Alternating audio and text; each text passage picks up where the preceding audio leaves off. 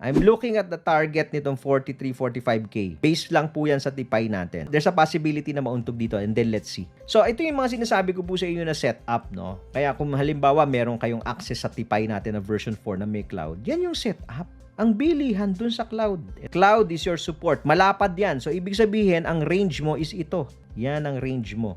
Alright? Nasa 14% yan. Okay. So, once na tumama na dyan sa cloud, naka-ready ka na. Meron ka ng isang reason to be bullish. Naka-ready ka na. Nagkaroon ka ngayon itong triangle. Another confluence po ito. Another bullish signal ito. Itong triangle na to.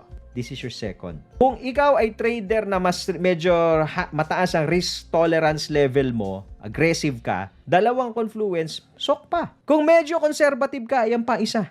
May long pa dyan. Okay? This is trading above the price is already trading above the cloud. May long pa dyan. Sok pa. So, yan yung mga confluences. Yung iba, ang ginagawa, okay, test buy dito, pagpasok sa cloud, okay, yung mga hammer candles, tinuro natin sa practical charting yan. Sok pa dyan. Malapit sa support, yan 38, no? I bought at 39 39 something bago mag 40 For my bag, I'm not swinging it, I'm not selling it kasi bag yun Ito po, pwede ka mag-add dito. Let's say, initial mo dito. Tapos, nakakita ka ng triangle sa closing nitong candle na to. Yung initial add mo ulit dito. Okay? Second buy, tranche yan. Pangatlong tranche ito. So, you're averaging up. Most likely, ang average price mo niya nandito. Nandyan. Most likely, nandito or somewhere here. Sabi mo ng a little below 42K. Pwede ka ba magtipi sa 45? Pwede. Kita ka na Pero medyo mas marami yung hawak mo. Kasi 3 beses ka bumili. Yan ang mga diskarte in buying. Follow for more Tito Moves!